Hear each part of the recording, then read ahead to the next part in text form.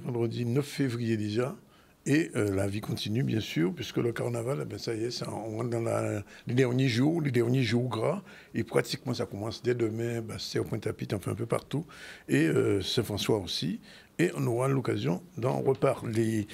On va recevoir dans un instant Madame Valérie Villovar, bonjour. Bonjour. Elle est la directrice du ciné-théâtre à celle des Fêtes de Lamentin. Un peu plus tard, on aura Damien Lurel, coordinateur de Jouer J Festival, et on aura une actrice avec nous, Amélie Mbaye, elle est de passage en Guadeloupe, actrice réalisatrice d'origine africaine, on parlera avec elle.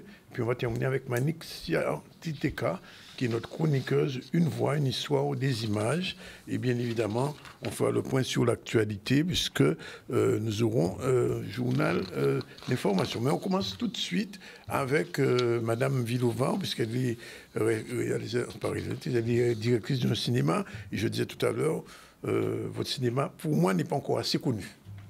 Enfin, en général, je ne dis pas qu'il n'est pas connu. Pas assez, c'est la raison pour laquelle je vous ai appelé, pour que vous nous parliez un petit peu de ce ciné-théâtre. Alors, comment vous travaillez? Nous travaillons quasiment toute l'année, parce que nous, à part les locations de salles que nous avons, mais nous avons aussi notre programmation qui va du mardi au dimanche, et nous avons les films en sortie nationale. Parce que nous sommes au numérique, nous avons les films en même temps que tout le monde au Ciné-Théâtre du Lamentin. Alors, on prend un exemple. Bob Marley va arriver vendredi 16 au Ciné-Théâtre du Lamentin. Aussi, en même temps? Oui, en même temps. D'accord. Bon. Et donc, le cinéma fonctionne du mardi au vendredi, mais vous ne faites pas que du cinéma, vous? Non, il n'y a pas que le cinéma, il y a aussi les spectacles et les pièces de théâtre. Quasiment toutes les pièces de théâtre passent au Ciné-Théâtre du Lamentin.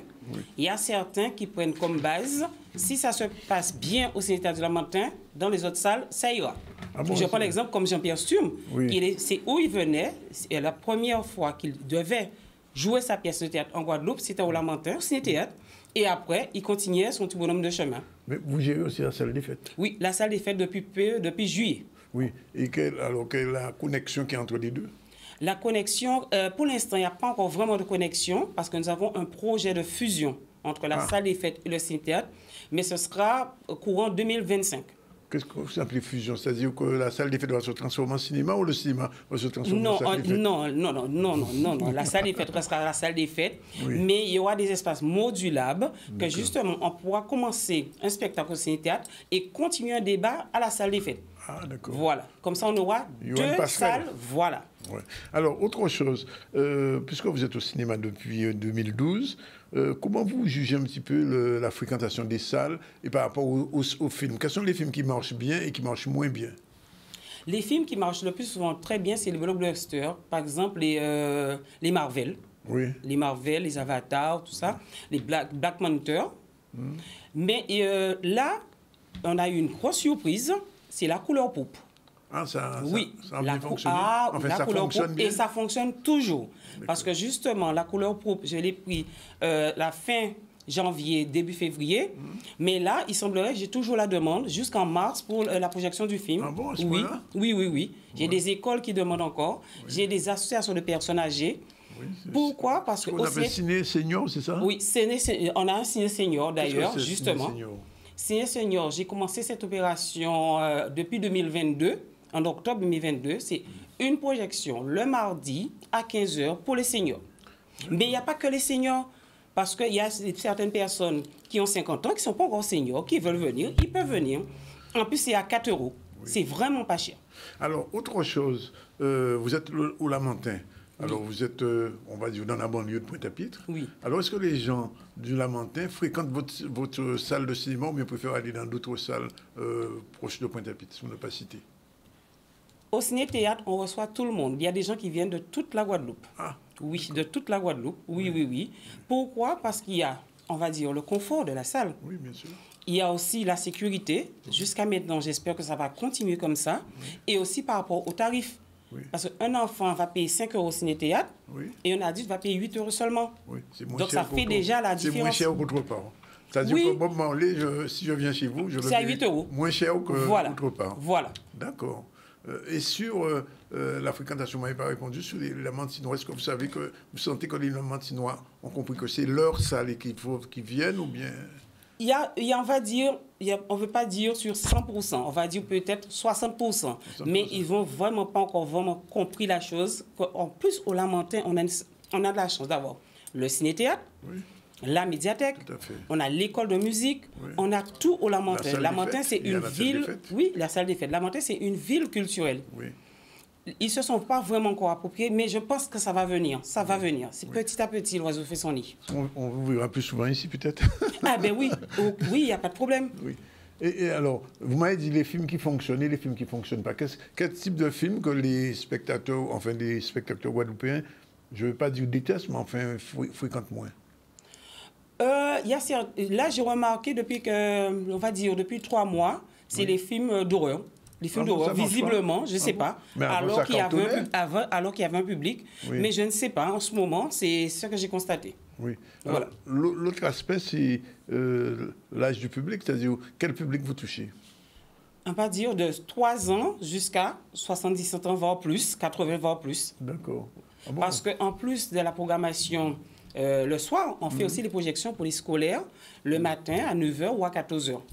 Est-ce que vous organisez des séances avec débat?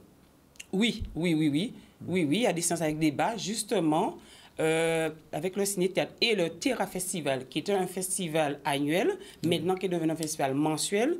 Il y a un débat, justement, sur les films qui sont autres que les blockbusters. C'est sur les films sur l'environnement. Et c'est une fois par mois, le mardi à 20 h.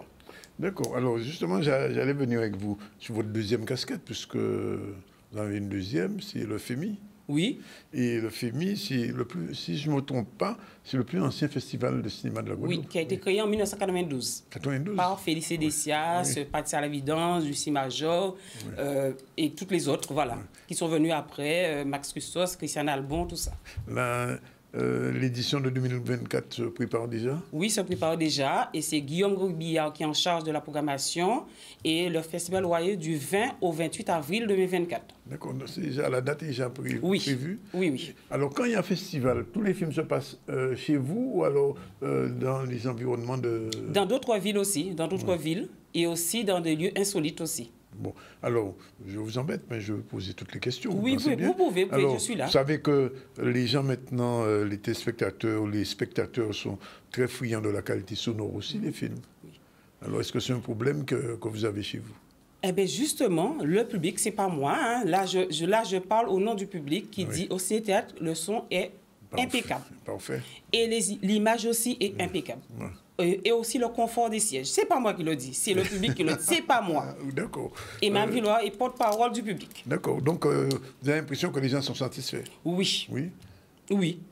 Bon, si vous dites ça, parce que je sais que... C'est le retour que j'ai. Hein. Oui. Parce que je travaille toute la journée, mais j'aime bien rester le soir aussi pour rencontrer le public, pour entendre ce qu'ils disent, s'ils ont des doléances. Et c'est les retours qu'on a. Voilà. Et la seule chose qui déplore, qui a passé de petits, on va dire, petit côté restauration, mais ça va venir. Ça va venir. C'est prévu aussi? Ça va venir. Le bar restauration? Voilà, c'est fur et à mesure, mais ça va venir. Ça viendra aussi? Voilà. Alors, vous-même, qu'est-ce que vous aimez au cinéma? Moi, j'aime bien les comédies. J'aime bien les comédies au cinéma. Les films, on va dire, de noir. Parce que, par exemple, comme La couleur pourpre, qui va là... Vous l'avez vu, j'imagine. Ah oui. J'ai déjà vu 2 fois. Même, je pense que je vais le revoir encore. Et là, on l'a passé en version originale sous-titrée français. Oui. On l'a passé en version française. Ce n'est pas la même chose. Ah bon? Je l'ai vu en version française. Voilà, il y a un petit plus. Voilà. Pas plus tard que hier, j'avais un groupe qui était là hier après-midi, que j'ai fait une projection pour eux. En version originale, ils étaient émerveillés. Il fallait voir le visage, en plus des dames, et il y a certaines qui sortent en pleurs après avoir vu le film. Oui. Et donc vous avez beaucoup aimé. Qu'est-ce que vous avez aimé dans ce film? Toute l'histoire. Toute l'histoire. Vous avez vu la première version?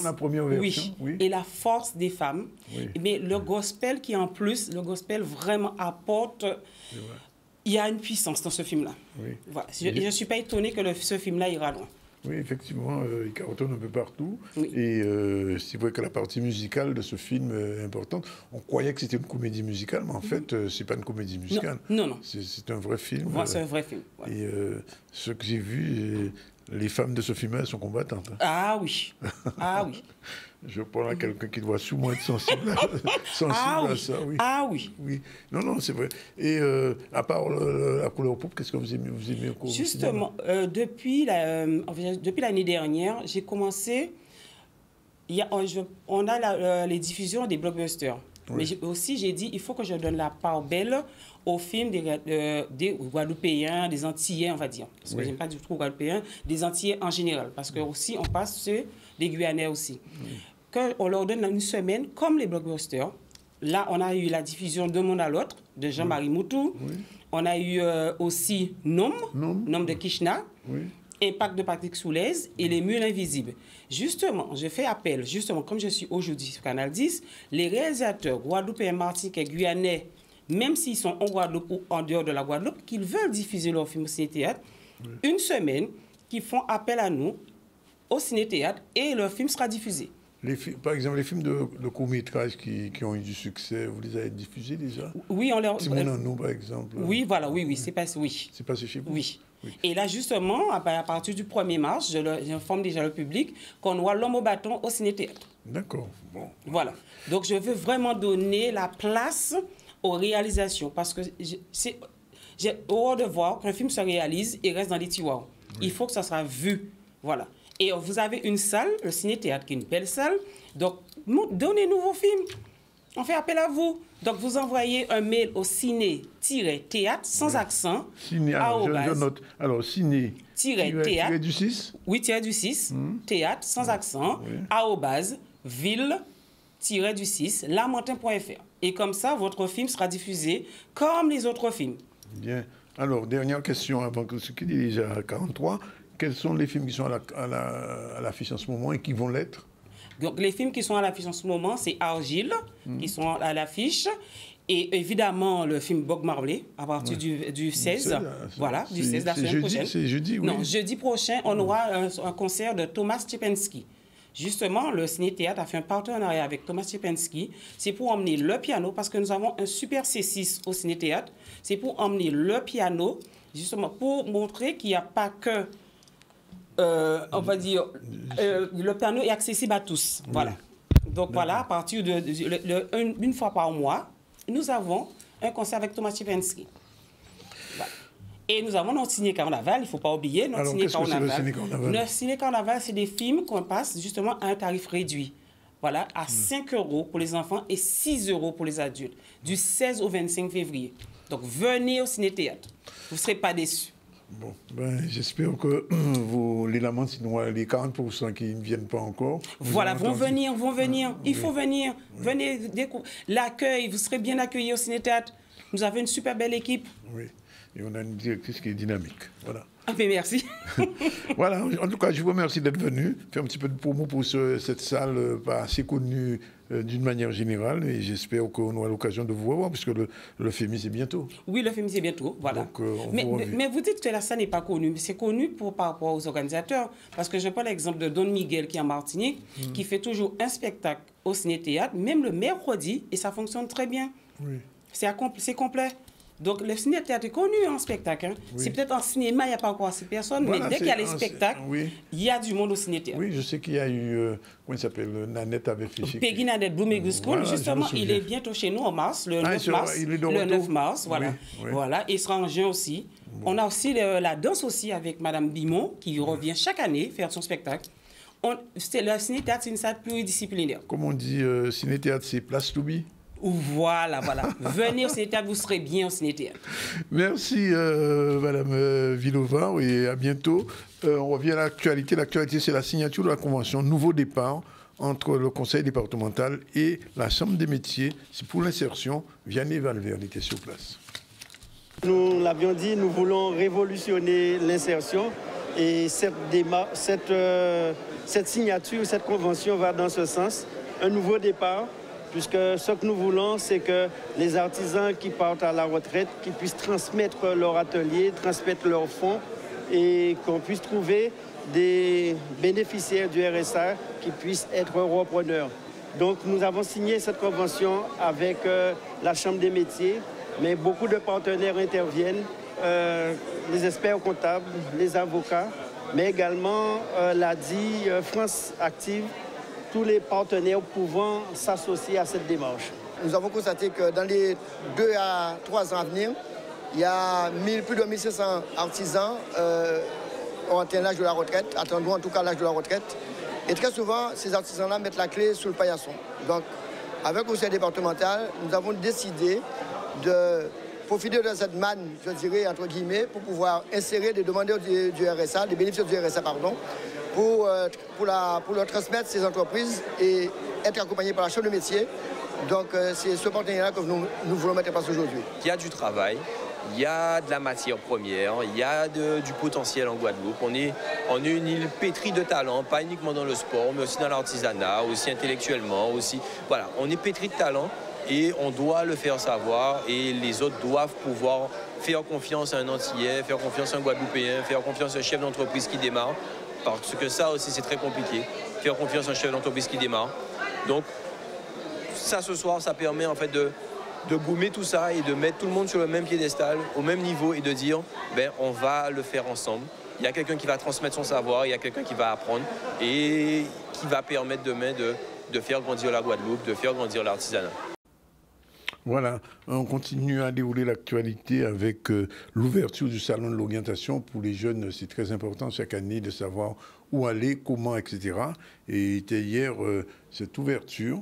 Et c'est Maxime Morel qui a fait le reportage. On regarde.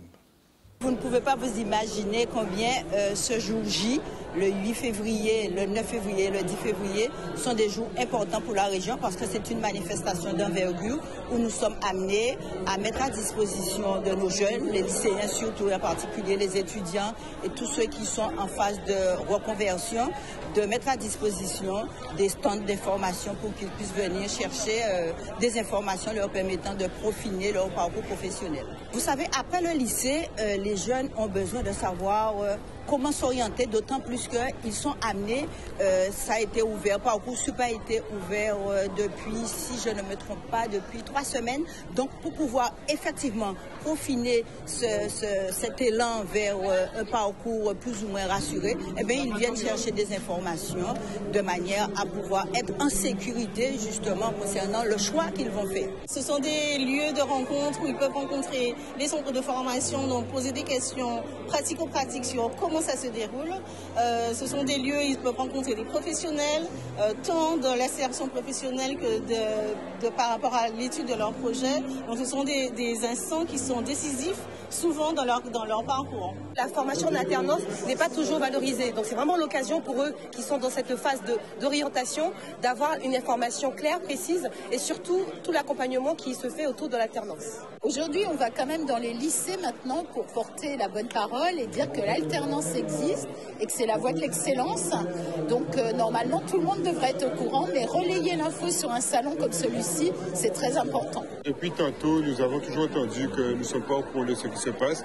Donc nous sommes obligés de mettre en place des organisations comme aujourd'hui pour apporter l'information, pour réunir les jeunes autour des personnes qui vont les aider dans leur futur. Nous avons plus de 60 stands, donc il y a de quoi quand même pouvoir trouver des informations pour qu'ils puissent se profiler convenablement leur parcours professionnel. On ne sait pas forcément qu'est-ce qu'on veut faire plus tard, donc avoir l'opportunité de voir plein de différents stands comme ça, qui proposent plein de différents parcours, plein de différentes études, ben en soi c'est bien, c'est une bonne opportunité, c'est super intéressant. Notre lycée a géré.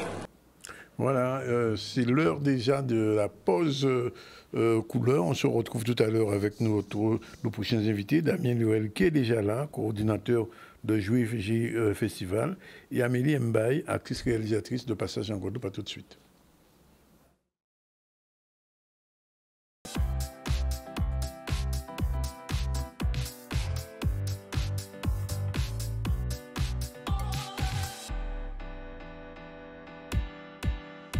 Voilà, il est déjà exactement 12h56. On va recevoir 2 personnalités. Amélie Mbaye, qui est actrice et réalisatrice sénégalaise. Bonjour.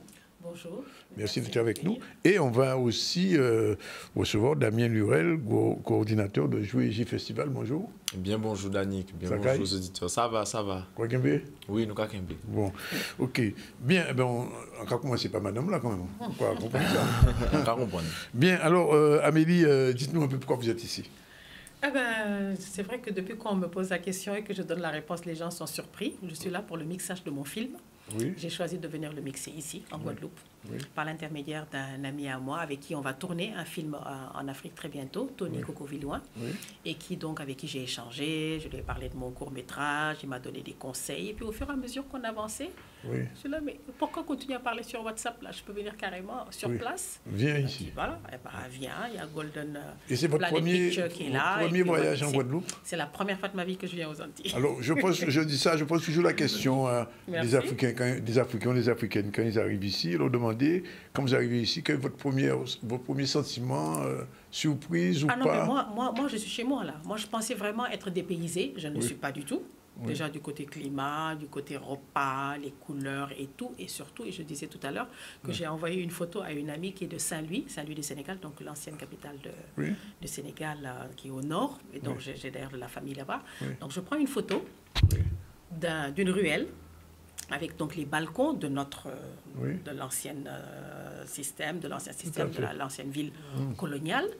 Et je lui envoie une photo, elle me dit « Ah, tu es parti à Saint-Louis, tu fais quoi à Saint-Louis, tu m'as pas dit ?» Je dis « Non, je ne suis pas à Saint-Louis, je suis en Guadeloupe. » Elle m'a insultée, elle m'a traité de tous les noms, en me disant « Mais comment tu peux me mentir comme ça, dire que tu es en Guadeloupe alors que tu es à Saint-Louis ?» Et j'ai dézoomé, j'ai montré la place de la Victoire, donc d'où j'ai pris la photo. Elle me dit « Tu es en Guadeloupe ?» J'ai dit « Oui, ma chère, je suis en Guadeloupe. » D'accord. Bon, alors, on me dit que vous êtes actrice et réalisatrice. Alors, qu'est-ce que vous avez commencé actrice ou réalisatrice? Non, commencé d'abord actrice, j'ai d'abord commencé devant la caméra en 1987. Wow. Vous n'étiez pas encore né. Non, il n'était pas encore né. Voilà, oh ouais, j'étais à l'époque. Ah, vous avez commencé par être actrice, un film sénégalais? Non, d'abord télé-speakerine, puis après, donc, j'ai passé du petit écran au grand écran, où j'ai donc tourné parce que j'étais aussi à Los Angeles. Et l'aspect actrice, c'est fini? Non, je continue. En étant devant, je cherche à être derrière pour connaître tous les rouages et tout. Et ça, ce sera ma première production. C'est mon premier bébé. Et j'ai commencé par court-métrage ou long-métrage? Court-métrage, quand même. Je commence par les petits. Alors, c'est quoi le sujet? C'est un monologue, parce que j'ai choisi de faire monologue, parce que c'est très rare que les Africains, ils sont pas l'habitude des monologues. Et après, je l'ai dédramatisé un peu, fiction, et ça dure une quinzaine de minutes à peu près. Et c'est joué par des acteurs de chez nous qui m'ont fait confiance, enfin pour la partie jouée, quoi, après le monologue, avec une très bonne équipe technique. Et donc, comme je vous disais, après avoir... Alors c'est ça, c'est Golden? Alors ça, c'est Golden, c'est l'une des séries qui est vraiment la meilleure série. Oui, c'est le genre de African Empire, pour vous donner une idée. Oui. Voilà, c'est la famille Gaye, dont je suis l'épouse. Et on a un empire qui s'appelle Golden, une entreprise minière d'or qui emploie que des Africains, qui ne traitent qu'avec des Africains. Celui-ci, c'est Afrikanda, c'est le film que je viens de tourner au Rwanda, et produit par la fille du président de la République du Zimbabwe, qui a appelé toutes les stars des différents pays, Kenya, Zimbabwe, C'est un long métrage, ça? C'est un long métrage qui va sortir bientôt. Qui est déjà diffusé? Non, c'est en post-production. En post-prod, oui. Avec de très grands acteurs, de très beaux habits. Ça sortira quand, ce film? Je ne pourrais vous dire parce que là, c'est en post-production, mais normalement, c'est en 2024. Et c'est la première fois de ma vie que je côtoyais les gorilles avec un dos cendré, puisque mon rôle, c'était d'être dans la forêt. Et vous êtes actrice dans le film aussi? Non, moi, je suis actrice, oui. J'étais invitée comme actrice et j'étais là, dans cette forêt, et au milieu des gorilles. Wow. Et c'était génial. C'était extraordinaire, une aventure, une expérience extraordinaire. Et c'était ma première fois au Rwanda. Voilà, et on parlait français parce que j'étais dans le côté, la ville de Kigali, la belle Kigali, d'accord. Ville extraordinaire, des gens super disciplinés malgré ce qu'ils ont vécu. Et j'étais hyper étonnée. Ça s'est calmé un petit peu au Rwanda? Ah, ça c'est bien sûr, ils sont en train de se développer, mais à une allure vertigineuse, quoi. C'est incroyable. Une ville très propre, les gens hyper disciplinés, très travailleurs et beaucoup de gens de l'extérieur qui viennent investir. Tout à fait. Alors, je pose la question parce que souvent on se disait que le cinéma africain n'était pas encore au devant de la scène, mais pratiquement de plus en plus. Je vois ce qui se passe au Nigeria, toutes les productions. Nigeria parmi les producteurs les plus importants du monde, même en ce moment. Ah ben, moi, j'ai l'honneur quand même, et l'humilité, même je peux dire, de vous dire que je suis la première sénégalaise à avoir joué, à être à Nollywood. Je suis actuellement à Nollywood, je viens d'être actrice dans le 2e film Nollywood, un qui a été tourné à Los Angeles, qui est en post-production, et un autre pareil que nous venons de tourner à Lagos, à Cotonou, à Abidjan, et donc que je viens de terminer là avant de prendre l'avion pour venir ici. Vous êtes allé au Sotigui aussi. Au Sotigui, j'ai reçu donc mon trophée de mes 20 ans de carrière de cinéma. Et donc voilà, ma production, mon bébé qui est là. Ah d'accord, Méli Milo. Voilà. Mais alors donc, il y a un cinéma sénégalais, c'est lui qui est devant de la scène ou le cinéma c'est le cinéma sénégalais qui est devant au niveau mondial par rapport aux autres cinémas? Malheureusement. Disons qu'on monte. C'est les Nigériens. Non, je mets le Nigeria comme il est anglophone, je le mets de côté. Alors dans les cinémas francophones. Ça monte, le Bénin est en train d'arriver derrière, la Côte d'Ivoire et tout. Non, ça franchement, Afrique de l'Ouest, là, on monte. Parce qu'il y a même un festival panafricain maintenant qui se fait à Cannes, oui. Ah bah oui, bien sûr. Ah oui, non, mais là, on commence à être reconnu. Hein. On est à Cannes, on est dans énormément de festivals. Le film que Apolline Traoré, donc ma réalisatrice, a réalisé, Frontières, on a été partout dans le monde entier. Voilà le film Frontières, qui parle donc du non-respect des textes sur la libre circulation des personnes et des biens.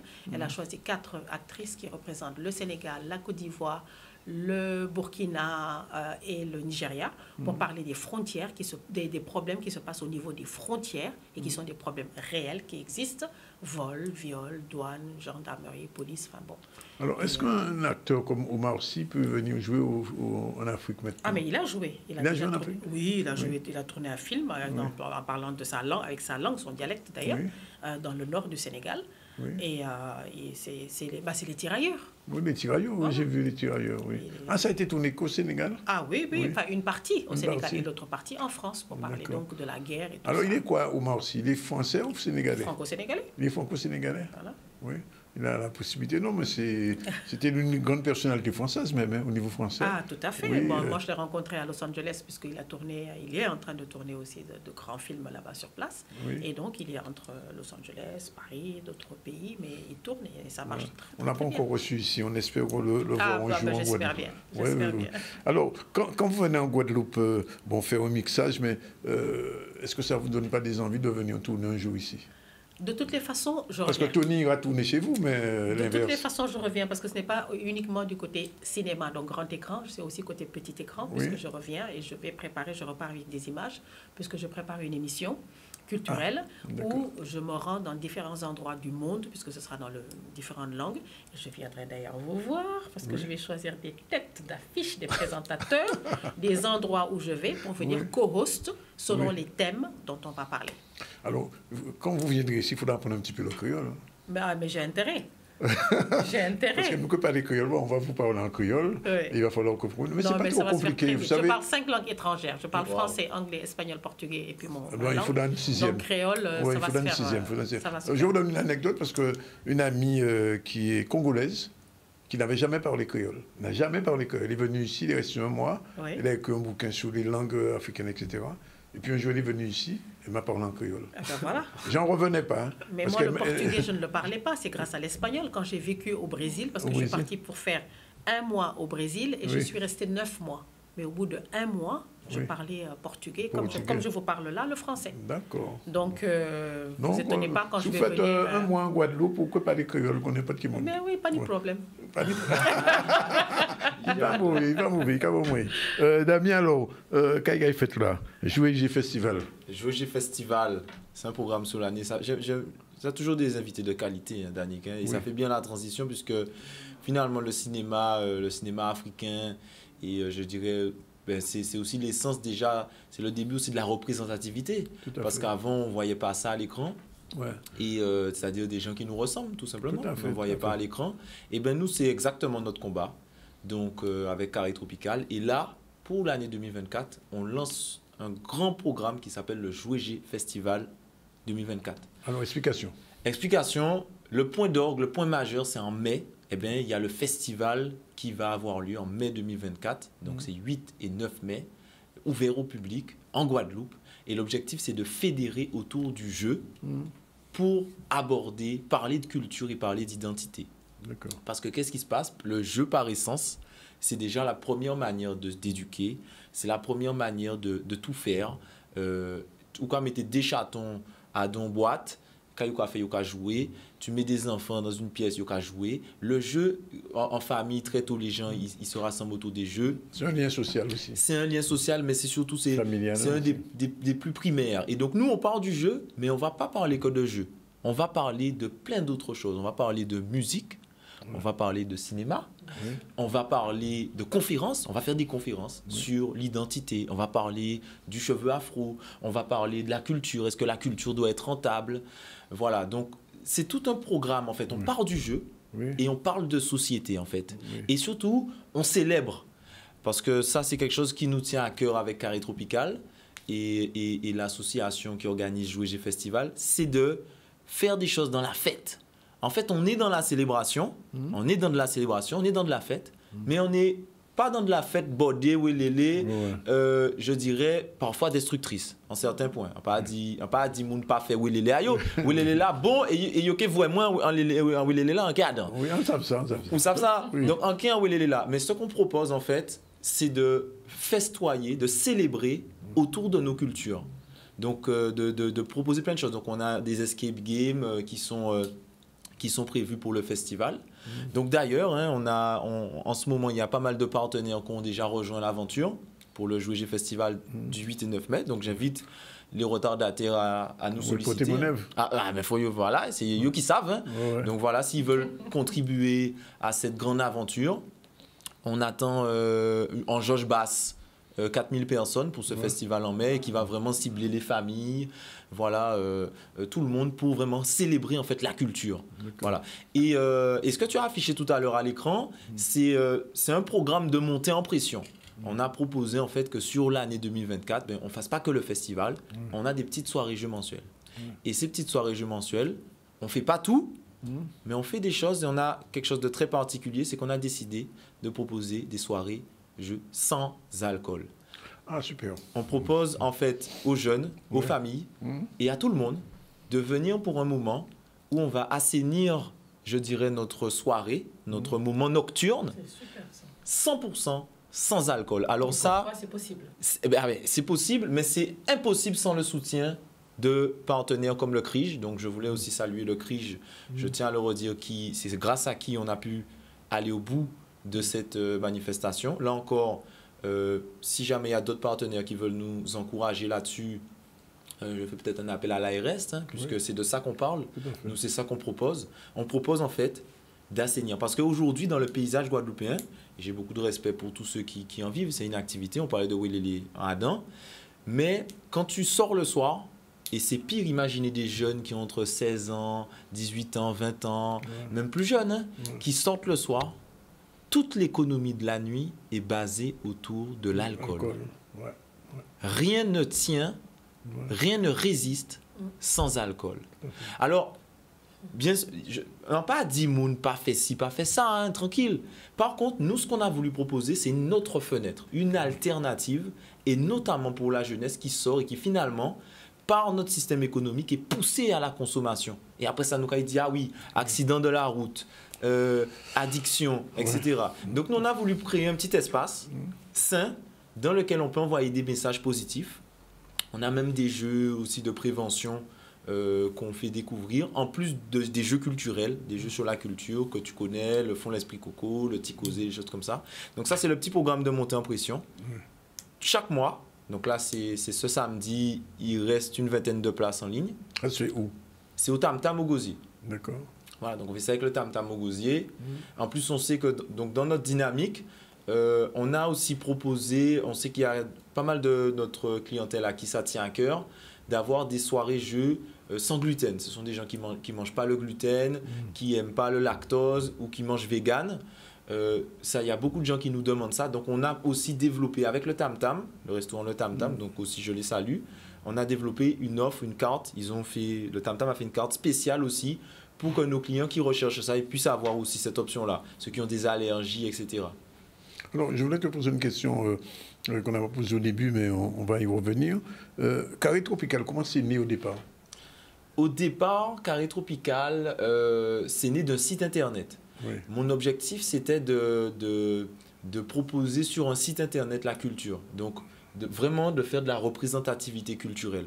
C'est-à-dire que tout le monde à travers le monde puisse avoir un jeu de société de chez eux. Donc, le premier produit que j'ai proposé sur Carré Tropical, c'est ma création, le jeu Fond l'Esprit Coco, sur les légendes créoles.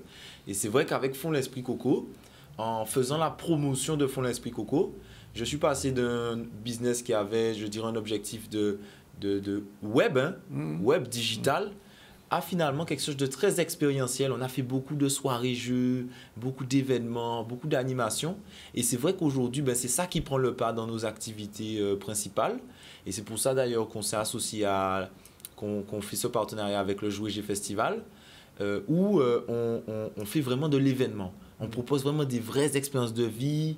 Ça fait que les créateurs aussi qui ont fait, donc je pense à Ticozé, je pense à Gédimo, Association Carré Créa, on a plein de créateurs qui font des jeux locaux. Et bien en fait, on fait vivre aussi les œuvres.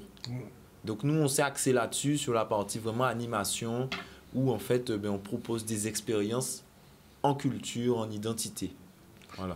Et donc, le festival, en fait, c'est la continuité de ce que tu as commencé. C'est l'explosion même. Ouais, c'est l'explosion. C'est l'explosion, c'est l'apogée. Donc, voilà. Donc, on invite le public à être viatif. Hein. Il peut d'ailleurs regarder si Carré Tropical sur le site ou sur les réseaux sociaux. Il y a déjà des petits éléments s'ils sont curieux du festival du jeu et de tout ça. Bien. Dans lequel il y aura de la BD, bien entendu. Hein, ça, je sais bien. Tu sais qu'il y a un caribule qui se prépare. Je sais qu'il y a un caribule qui se prépare avant, d'ailleurs. Oui, avant. Bon, j'entends pas davantage. Alors, Caribule, c'est un festival de BD qui est né en Guadeloupe. Festival caribéen de la bande dessinée et du manga. Okay. Il est un des animateurs. Bon, c'est quelque chose qu'on a créé il y a quelques années et qui fonctionne. Et d'ailleurs, on pense même s'exporter bientôt en Afrique. Hier soir, on en parlait. On parlait du Sénégal hier soir. Et on pense même venir faire de la BD. Parce que comme il y a une BD africaine qui n'est pas suffisamment connue ici, donc, parce qu'on a une délégation qui était à Angoulême la semaine dernière. Et nous disait, Angoulême, c'est le Festival international de la BD. Malheureusement, l'Afrique n'est pas représentée à ce festival. C'est dommage, parce que je sais qu'il y a des créateurs de BD. On a eu une fille, je ne me souviens plus de son nom, mais je vais retrouver qui est venue ici en 2013 et qui a fait quelque chose de magnifique. Je crois même, c'est une Sénégalaise, mais je ne veux pas... Nsondé, je crois, elle s'appelle. Voilà. Et je pense qu'aujourd'hui, il faut qu'on trouve la confluence, la passerelle entre... vous savez quoi, Madame Mbaye, nous sommes en ce moment dans le mois de l'Afrique. Oui, bien sûr. Ah, vous le savez. Bien sûr. Oui, qui a commencé il y a quelques jours. Je vais recevoir des gens du mois de l'Afrique la semaine prochaine. Et donc, ça montre que le lionnage, alors en créole, lionnage, c'est le mot pour dire lien, comme en anglais, link. C'est le lionnage entre les pays africains qu'on connaît, le Bénin, le Sénégal, Côte d'Ivoire, Guinée, etc., est en train de se reconstruire. Absolument. Et c'est justement, j'en parlais, excusez-moi de vous couper la parole, parce que hier j'en parlais, je mentionnais ce détail. Je disais, je prends l'exemple sur ce que j'ai fait, j'ai quitté Paris. Oui. Bon, à part tous les autres pays que j'ai fait en fin de tournage, j'ai quitté Paris pour arriver ici. Oui. Donc Paris, j'ai quitté Dakar pour faire je Paris. Je sais ce que vous allez dire. Pointe-à-Pitre. Oui. Alors que Dakar est en face. C'est en face, oui. 4h30 de vol. Oui, je sais. Non, mais c'est... Alors, il y a un projet d'un vol déjà entre la Martinique et... Il y a déjà entre Cotonou et ici. Oui. Avec une compagnie, bon, je ne vais pas faire la pub, hein, mais bon, voilà. Mais je veux dire, pourquoi pas? Avant, ça se faisait avec Fort-de-France, Dakar, Fort-de-France, et ils ont arrêté. Ils sont en train d'essayer de relancer ça. Mais ils le font, parce qu'il y a trop de choses, il y a des contacts, il y a des échanges, il y a...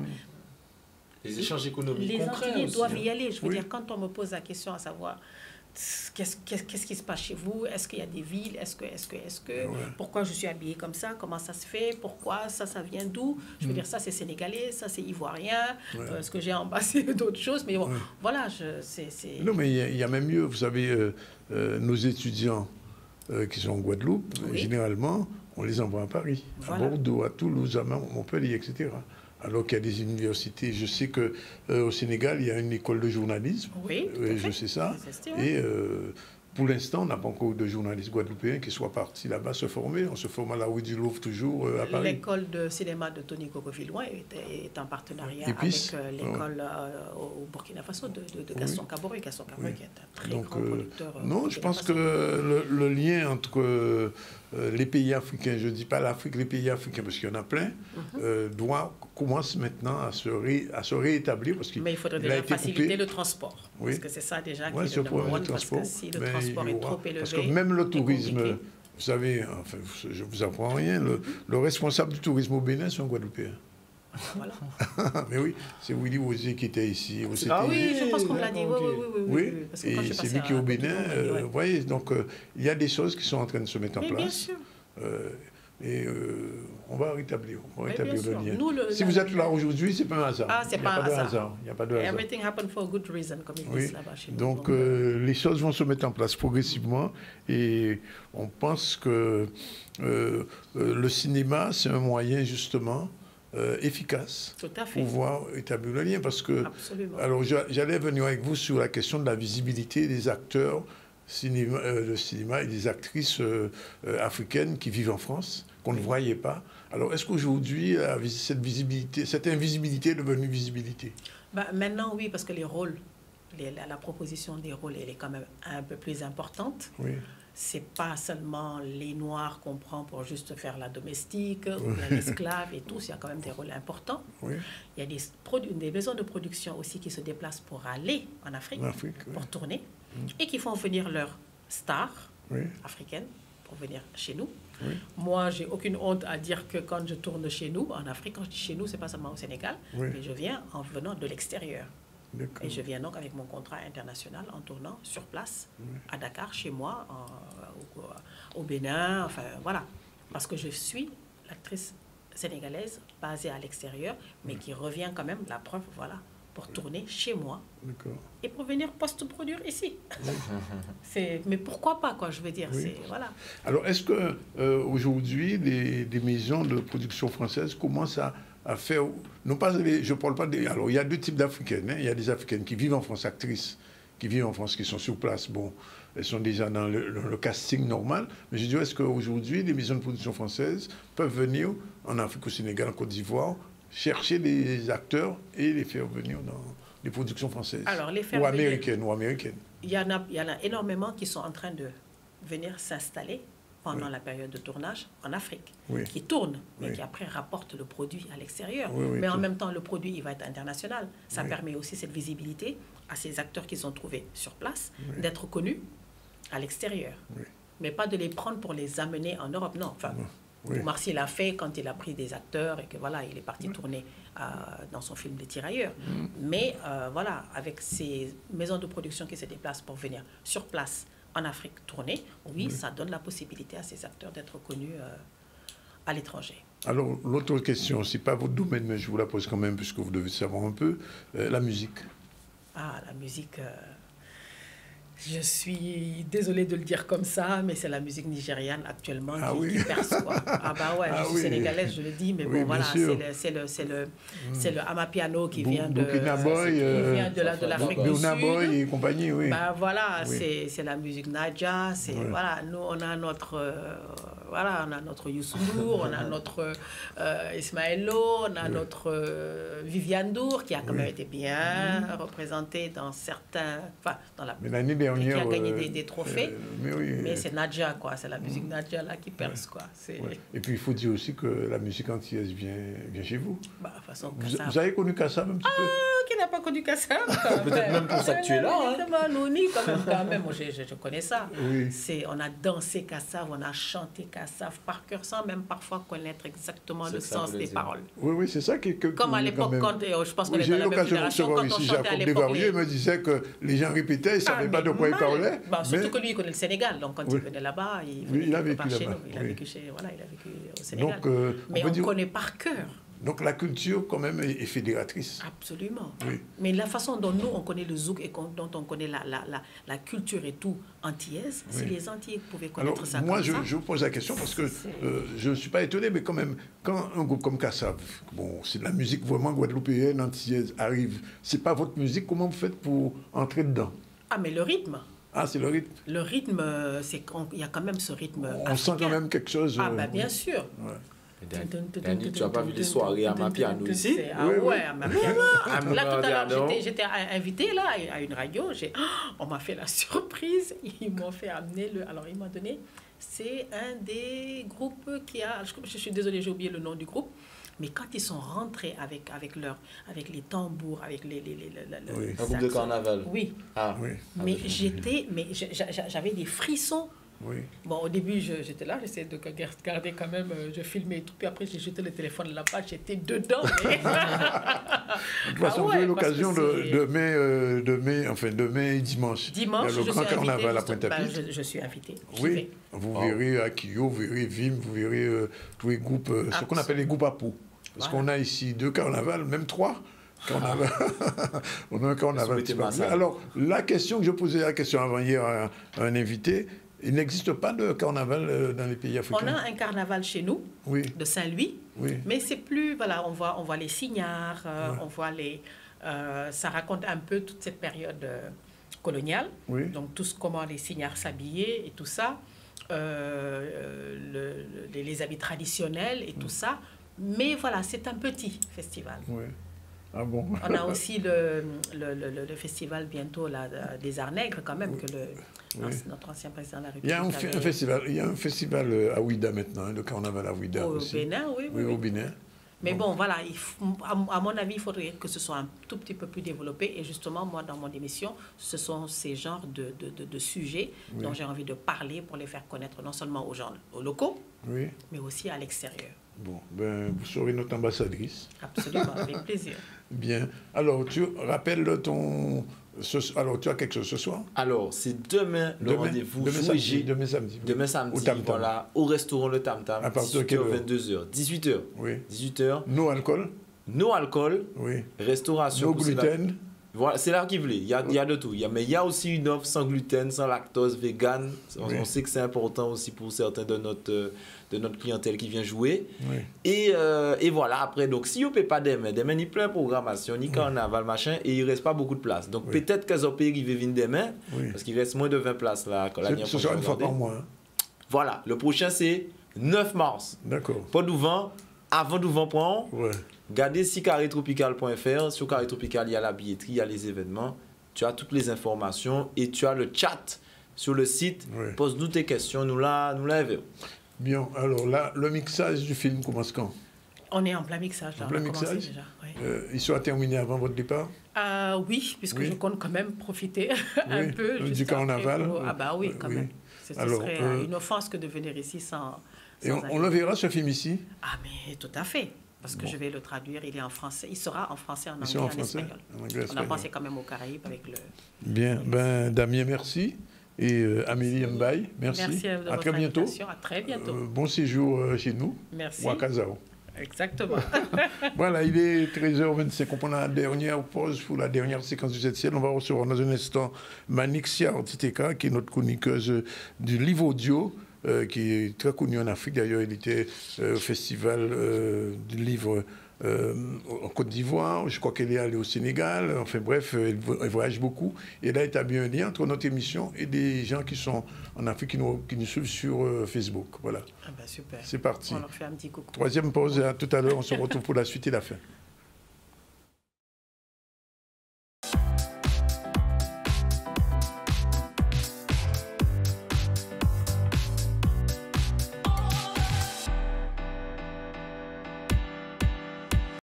Voilà, c'est la dernière séquence du ZCL News et comme le vendredi, on reçoit Manik avec CK. Manik Siartiteka, bonjour, ça va? Bonjour, ça va très bien, merci. Chronique du 9 février, une voix, une histoire, des images. On retrouve dans un instant. On revient tout de suite au focus du jour. C'est parti? C'est prêt? Voilà, alors on va parler d'un gars qui a disparu il y a quelques temps. Il s'appelle Georges Plonquitte. Georges Plonquitte est un auteur, compositeur, interprète guadeloupéen né à Pointe-Noire en 68. Il fonde le Typical Combo, qui est devenu aujourd'hui Typical Pressé avec ses amis. Daniel Dimba, qui a disparu. Harry Simonette aussi, qui a disparu. L'orchestre était composé d'Harry et de Christian... bien sûr, Simonette au saxo, Georges Simonette au piano, Georges Plonquitte au chant, Astasie Philogène et Edgar Mahomé à la trompette, Billy Alvin à la batterie, Sergei au conga et Fred Capio, Josué aux percussions. En 1973, il a été directeur artistique pour le premier 45 tours des Aiglons. Georges Plonquitte est décédé il y a une dizaine d'années. On va écouter un petit extrait d'une chanson qui a fait le tour du monde, puisqu'elle a été reprise par un chanteur français, je crois que ça s'appelait Rosalie. Tu as connu ça? Oui. Voilà. Est-ce que c'est Rosalie, prêt? Rosalie.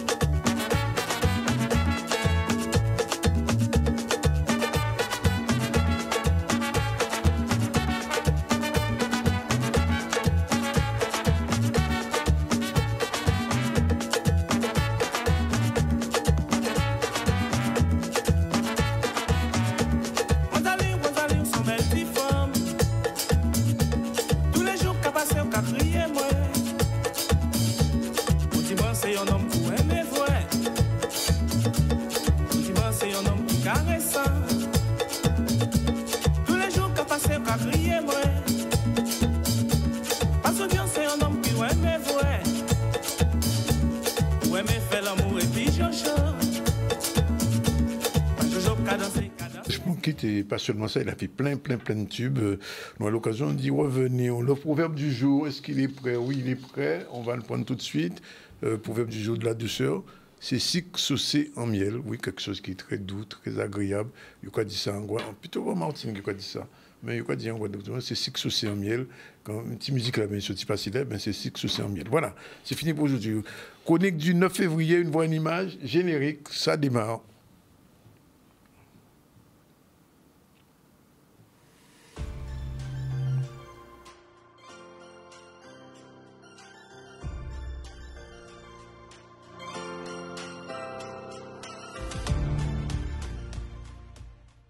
Maman cherche le secret. Les bœufs tranquilles hochent la tête en souriant. Ils ne connaissent pas le secret. Les mangues pèsent lourd aux branches feuillues des manguiers. Leurs joues rougissent. Elles ne connaissent pas le secret.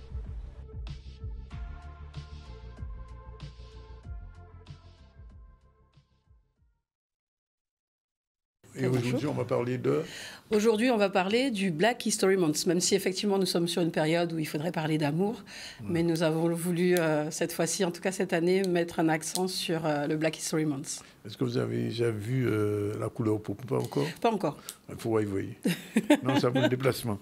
Alors, de quoi il y a une Black Story Month au cinéma, mais aussi en littérature? Tout à fait, c'est-à-dire qu'il est important, en tout cas pour nous et pour ce mois de février, vraiment de se focaliser sur ces personnalités noires qu'on retrouve en littérature, dont il existe des ouvrages. Pour ceux qui nous suivent sur les réseaux sociaux, on a fait un travail là de la lettre A jusqu'à la lettre H. Oui. Donc Gertier Archimède, Boukman, Césaire, Epps, Fidelin et Gertrude. Oui. Et c'est vrai que sur la lettre E, alors on a pris une afro-américaine parce que ça nous a été très compliqué de trouver quelqu'un avec la lettre E. Avec la lettre E? Oui. On nous a proposé Eboué. Oui, mais voilà, ancien gouverneur. Oui, ok. On comprend. Même si, encore une fois, il faut resituer dans le contexte. Oui. Maître Eboué ou même parler de son épouse, voilà, ça nous semblait un petit peu difficile. D'accord, j'ai compris. Est-ce que la lettre F, il y a quoi? À la lettre F, on a mis Fidelin. Non, parce qu'on avait déjà parlé de Césaire sur la lettre C, et là je voulais mettre un accent sur une femme et sur la Guadeloupe, parce que voilà, on fait Haïti, on fait la Guadeloupe, on fait la Guyane, et on a choisi Adeline Fidelin, déjà par rapport à l'ouvrage de Gisèle Pinault qui est passé sur ton plateau hier, elle était là, tout à fait, et que j'ai rencontré hier justement parce qu'elle présentait son ouvrage, tout à fait. Ah, il faut le lire, l'ouvrage. Ah ben j'ai commencé et je lui ai dit 356 pages, mais ça vaut le déplacement. Ça se lit très vite parce que voilà, ça prenant dès le départ. Et puis il y a ce qu'on disait hier, il y a un petit focus vers l'Afrique dans le bouquin. Exact. Et c'est vraiment un bouquin intéressant. Ça, je recommande cet ouvrage de Gisèle Pinault. Alors donc, Eps et Gertrude. Oui, alors Gertrude, ça aussi, ça a été un choix particulier parce qu'avec l'équipe, on s'est dit bon, Gertrude, voilà, elle a empoisonné des maîtres. Est-ce qu'il faut mettre en avant quelqu'un qui aurait empoisonné? Bon. Oui, mais elle a empoisonné. Pourquoi? Il faut savoir. Voilà, c'est ça. La situation des Guadeloupéens, enfin des Africains soumis à l'esclavage n'était pas agréable. N'est pas agréable, tout à fait. Donc autant pour Eboué, on a eu du mal à resituer dans le contexte, mais pour Gertrude, là, on a resitué. Il y a un ouvrage de Broussillon. Oui, Harry Broussillon, tout à fait, qui est sorti aux éditions Nestor, où justement il retrace le procès et donc tout ce qu'il y a eu autour de ce personnage. D'ailleurs, il y a la place avec la statue de Revelas sur la plage Archimède. Gertrude, oui. Et donc l'objectif, c'était vraiment, en tout cas avec ce personnage-là, de montrer la résistance. Alors, est-ce qu'il faut absolument empoisonner? Je ne sais pas. Mais c'est une manière de résistance à l'époque. C'est une manière de résistance à l'époque, tout à fait.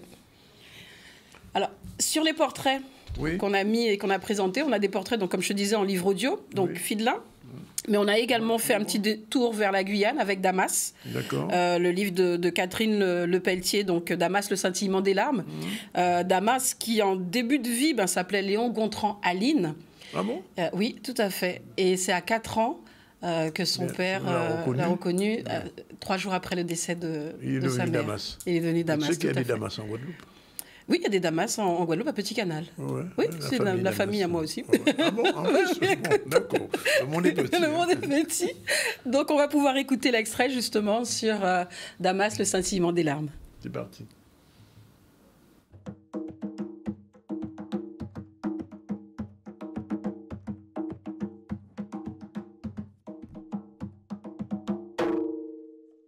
Je n'ai pas connu Damas lorsqu'il était enfant.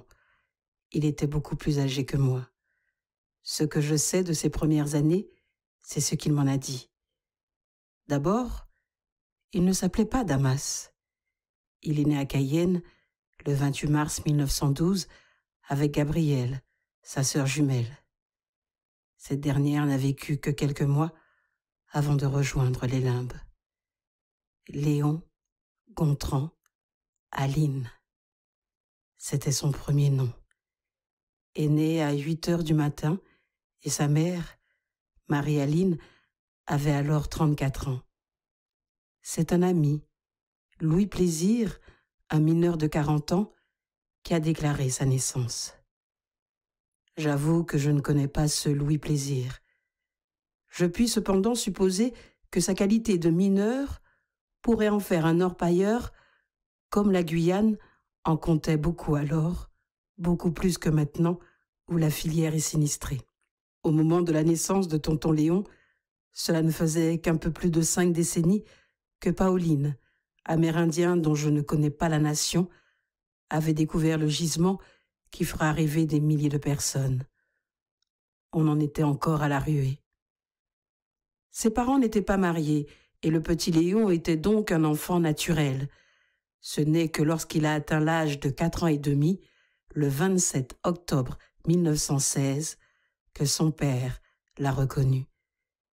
C'est ainsi que le petit Léon Gontran Aline est devenu Léon Gontran Damas, sans que sa mère ne le sache, car au moment où l'acte de reconnaissance a été établi, elle était morte depuis 3 ans déjà. La multitude des disparitions qui accompagnent sa prime enfance marque à tout jamais Léon. D'abord sa sœur jumelle, Gabrielle, puis sa mère, sa grand-mère. C'est le grand silence autour de lui, peut-être celui qui a conditionné le sien plus de 6 années durant. Je suis née bien après lui, 20 ans après. Il m'a vue ainsi que ma sœur toute petite, Et si nous l'appelons Tonton Léon, c'est parce qu'il fallait bien lui donner un nom affectueux, un nom qui correspondait à son rang dans la famille. Car il faisait entièrement partie de notre famille, exactement comme un oncle. Maman le connaissait depuis toujours, ils avaient partagé les mêmes bancs d'école.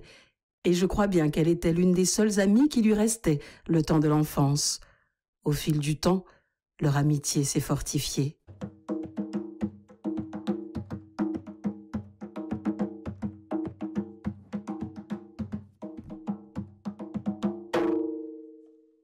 Voilà, c'est Catherine Lepelletier. Tout à fait. Dalmas, ce sentiment des larmes. Tout à fait. Alors, elle a vécu ici un moment. Oui, bien sûr, exact, entre la Guyane et la Guadeloupe. Tout à elle fait. Elle est où maintenant En Guyane, je crois. Oui, tout à fait. Alors, il faut savoir quand même, il y a 2 petites anecdotes à savoir sur Léon Gontran-Damas qui sont révélées dans cet ouvrage. Donc, effectivement, au décès de sa grand-mère, il n'a plus parlé. Ah bon? Il a, pendant plus de 5 ans, oui, il a arrêté de parler. Et il est mort. Et il avait perdu aussi la parole. Donc c'est intéressant de voir comment on débute la vie et comment on la termine et comment lui, effectivement, sur 2 temps forts, il n'y avait plus la parole. Pour un poète qu'on connaît. Oui, quand même. Oui. Mais voilà, pour le poète qu'on connaît, et voilà, savoir que pendant 5 ans, suite au décès de sa grand-mère, il n'a plus parlé, et qu'en fin de vie, il ne parlait plus non plus, c'est assez impressionnant. Ok. Les sorties de la semaine? Alors, les sorties de la semaine, donc Gisèle Pineau était hier à l'Arawak et elle sera en signature demain. C'est samedi, oui. Demain à la FNAC. Demain samedi, oui. Oui, la FNAC de Millénis et de Colin. On a également, alors, sincèrement, j'invite toute personne qui souhaite vraiment trouver le livre qui divertit, d'aller voir Silvio Passant dans Herblon, qui sera le samedi 17 février à la Cultura. Allez le voir parce que vraiment, ce sont 2 ouvrages. Donc, il est là de 17h30 à 19h30. Jamais sans ma plume et l'encre de la vie, où voilà, des scènes quotidiennes de guadeloupéennes où il prend plaisir à nous rapporter ce qu'il voit, ce qu'il entend. Et parfois, on se dit, mais sur quelle île je vis? C'est vraiment très, très... Franchement, son écriture est vraiment joyeuse et piquante, sarcastique un petit peu aussi. Ça fait parfois mal parce que vraiment, c'est vraiment la Guadeloupe dans son authenticité. On aura également Serge Urgin qui sera à Cultura, mais lui le matin. On aura également Doris Dumaber au Café de l'Arawak pour la sortie de son ouvrage Zeste d'audace. Donc ça, c'est le jeudi 22 février à 18h30.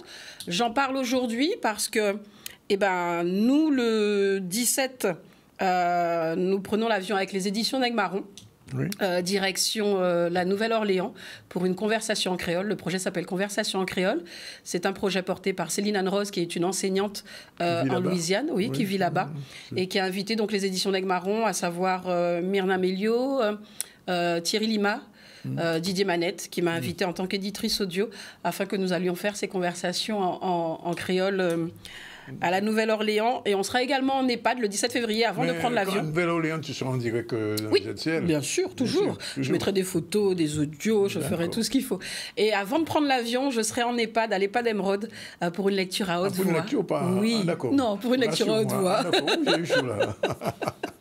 Pour une lecture à haute voix, et je remercie vraiment cet établissement qui justement propose à nos aînés de pouvoir se replonger dans des histoires le temps d'un instant et de pouvoir échanger avec moi autour de ce qu'ils vont entendre et ce qu'ils voudront me raconter, parce que j'adore les écouter aussi. Ils m'écouteront, mais je prendrai plaisir à les écouter. D'accord. Pas de remerciements aujourd'hui? Remerciements. Alors, je devrais remercier ma maquilleuse, mais elle m'a dit de ne pas le faire parce qu'elle ne travaille pas aujourd'hui. Bon, on n'a rien dit. On n'a rien dit. Ok. Donc je remercie Céline pour les bijoux. Ça se voit. Et puis les bijoux, alors ceux-là, il y a écrit cheap. Oui. Voilà, donc c'est la gamme Insolence. Il y a cheap, il y a Auchan et il y a Woy. Ça là c'est cheap. Celui-là c'est cheap. Auchan c'est quoi en créole? Qu'est-ce que ça veut dire ça, Auchan, pas ça que ça veut dire. C'est Vim. Bon, bref. Ok, c'est fini pour aujourd'hui. C'est fini pour aujourd'hui. La prochaine fois sur en direct de Nouvelle-Orléans avec Manique. Voilà. Mais c'est fini aussi pour le ZCL. Il est pratiquement 45. Je rappelle qu'on a reçu en début du ZCL Valérie Villovar, le directeur du ciné-théâtre de la salle de fête de Lamentin. Il nous a expliqué que son cinéma programme les mêmes films qu'on peut voir dans notre cinéma à Pointe-à-Pitre à la sortie des Abîmes. Et c'est exactement pareil, c'est la même programmation, les mêmes films et même autre chose, qu'il y a des pièces de théâtre, du spectacle, enfin bref, la salle du cinéma des du Lamentin fonctionne. Damien Lurel, coordonnateur de Jouer J Festival qui se prépare pour le mois de mai, mais samedi, il propose une soirée sans alcool et sans produits d'addiction. Amélie Mbaye, qui est une actrice réalisatrice sénégalaise, était avec nous. Elle est venue présenter, mixer son film avec Tony Coco-Villouin, un film qu'on verra probablement ici bientôt. C'est une actrice connue là-bas. Elle est sur un autre tournage qui est aussi en post-production qu'on verra prochainement. Puis elle nous a raconté comment. Elle nous a fait une anecdote particulière en disant qu'elle a fait une photo d'une rue de Pointe-à-Pitre qu'elle a envoyée au Sénégal à une amie. L'amie lui a dit, mais attends, tu es à Saint-Louis du Sénégal? Non. Elle était à Pointe-à-Pitre, il n'arrivait pas à croire. Tellement elle m'a dit qu'elle n'a vraiment aucune différence entre ce qui se fait là-bas et ce qui se voit en Guadeloupe et ce qui se voit là-bas. Et puis on vient de terminer avec Manick pour son Black Month Story spécial, particulier, mais intéressant. Alors c'est de A jusqu'à... Ah ben on va aller jusqu'à Z, hein. On a déjà trouvé tout le monde. Et c'est vrai que voilà, il y a vraiment des lettres qui ont vraiment posé problème. Parce que je voulais vraiment que ça soit du territoire. Je voulais pas vraiment qu'on puisse aller chercher forcément aux États-Unis. Et j'invite vraiment les parents à se rapprocher des maisons d'édition, des librairies. Parce que c'est important en fait de savoir ce qui a été fait avant. Déjà pour ne pas refaire les mêmes erreurs. Et puis surtout pour s'inspirer. Parce qu'on a vraiment des personnalités inspirantes. Dernier sujet, c'est le carnaval avec les personnes atteintes de handicap. C'est Solène Fête qui a tourné, on regarde. Aujourd'hui, on est regroupés pour la journée carnavalex du foyer de Ville-au-Pélican, au module de Bémao. Donc en fait, c'est un temps fort institutionnel très important au foyer. Donc évidemment, le carnaval, c'est un temps fort culturel très important au sein de la Guadeloupe. Donc nous marquons aussi notre empreinte par une journée carnavalex. C'est un choix aussi de leur part d'avoir voulu faire leur costume pour exprimer aussi leur mécontentement par rapport à ce problème d'eau. Donc certains, effectivement, ont du mal, d'autant plus avec leur handicap, c'est un problème encore plus important pour aller se doucher, par exemple, chez quelqu'un ou autre. Donc c'est vrai que ça les gêne énormément. Et c'est vrai que par cette journée-là, ils souhaitaient manifester ce problème. Par rapport au thème, alors on a choisi la couleur bleu, blanc, ça correspond à l'eau. Et après, ça se vient. Au fur et à mesure, ça vient. Est-ce que vous pouvez me parler de vos costumes? Qu'est-ce que vous avez fait? Chapeau. Fais-nous faire, Patrice, Badoup, le cas de Badoup. Patrice. Je porte une tenue en bouchon. D'accord. Et comment, c'est toi qui l'as créé? Comment ça s'est passé? Ça s'est passé bien. J'ai aimé la soirée et ça se portait bien aussi. On était en pleine préparation, donc maquillage, habillage. Donc maintenant on va passer un petit défilé au sein de la structure, donc avec une belle ambiance, beaucoup d'animation. Et je vous laisse découvrir tout ça. C'est toujours un moment de plaisir. Ils aiment ce partage, puis c'est l'occasion de s'amuser. Et puis de s'amuser comme tout le monde, plutôt que chacun soit chez soi. Là, effectivement, déjà, il y a une prise en charge. Et puis, ils apprennent des choses. D'ailleurs, les costumes, les ont fait eux-mêmes. Enfin, et puis, ça leur permet surtout d'être ensemble. C'est très valorisant pour eux et ils sont contents, ils sont satisfaits. Ils sont comme tout le monde. Ils aiment se maquiller et c'est ça.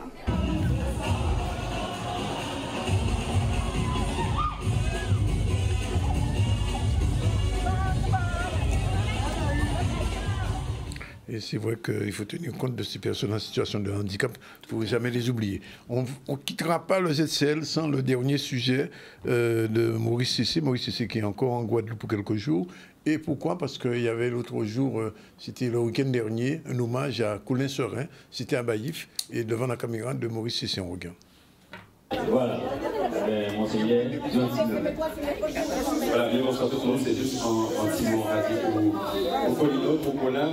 Effectivement, moi en fait quasiment 30 ans en France et puis dans le mouvement culturel, mais en ville, joindre vraiment Colin il y a 3 ans. Parce qu'elle avait NKV qui en ville joindre, à travailler avec eux. Et ça, on peut dire, c'est que Colin fait m'a découvert tout le monde dans pas connaître, c'est monde à Boulaguel.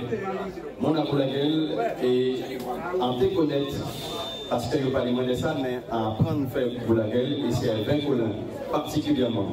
Donc nous venons proches, nous venons amis, donc c'est pour ça que pour moi c'était important d'être au soir là avec les autres et puis la famille, puisque nous étions anti-genriens, pour aider dans des moments responsables.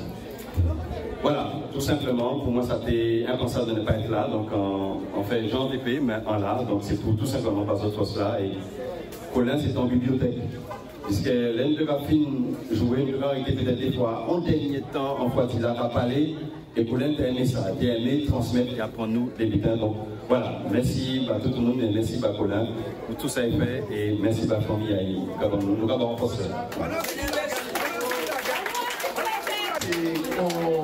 Monseigneur dit, nous pas fait penser de ne pas être là pour un hommage là, c'est pas mais vous parler, mais c'est amis, nous croisés en France, en fait 16 ans à Paris, la moitié à Monseigneur, mais c'est surtout la simplicité, les échanges culturels, intellectuels, les débats avec CM 98, c'est les rencontres nous fait, les amitié derrière un repas avec Ira David, c'est des échanges en voiture ensemble, nous pas partis Sarcelles, Villebert, Rivière à Paris dans des réunions.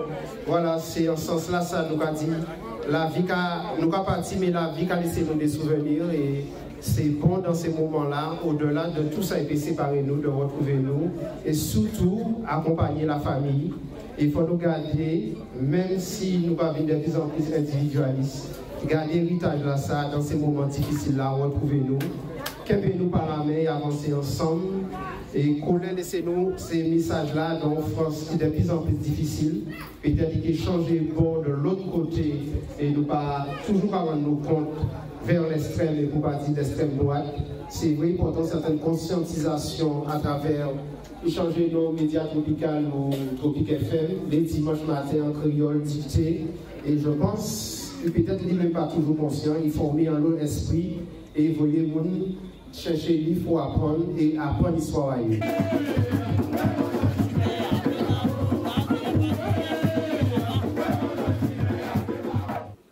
Voilà, bien c'était le dernier sujet du jour. On a parlé depuis le début de ce qui se passe. Je vais rappeler rapidement l'actualité, le temps que je trouve. Voilà. Signature de la convention nouveau départ entre la Chambre des métiers et le conseil départemental. C'était hier à la résidence. Ensuite, il y a eu ce sujet sur le salon de l'orientation pour les jeunes lycéens. Et c'est très important. Chaque année, ils peuvent avoir quelques informations sur les filières, parce que le parcours sup a commencé il y a 2 ou 3 semaines. Et là, maintenant, les jeunes qui préparent le bac doivent avoir nécessairement quelques éléments d'orientation. Et puis, on a vu ce sujet sur le carnaval avec les personnes en situation de handicap dans la région de Saint-Claude. Et on a terminé avec cet hommage à Colin Serin, c'était à Baïf samedi dernier. Voilà, c'est fini pour aujourd'hui. Bon carnaval pour vous autres, puisque le carnaval là, quand il est raide. Et je rappelle que nous sommes le champion du monde du carnaval. C'est le carnaval qui est plus long dans le monde. Pas n'importe côté carnaval qui a duré 2 mois. Et la fois là, ça a duré 1 mois et demi. L'année prochaine se terminera un peu plus tard. Mais en tout cas, à Pointe-à-Pitre dimanche, bien sûr. Et puis à Bastère, lundi soir, ce sera à Saint-François et à Bastère. Et mardi, le grand défilé habituel dans la capitale. Donc rendez-vous. Et nous retrouvons les autres jeudi, nous que les autres. Et Manik, on la retrouve vendredi en direct de la Nouvelle-Orléans. Voilà. Goodbye. See you next. See you next. Réalisation Yann, avec le soutien derrière de Jennifer Nomertin, qui était l'assistante aujourd'hui. Voilà, c'est fini pour aujourd'hui. On va retrouver les autres la semaine prochaine.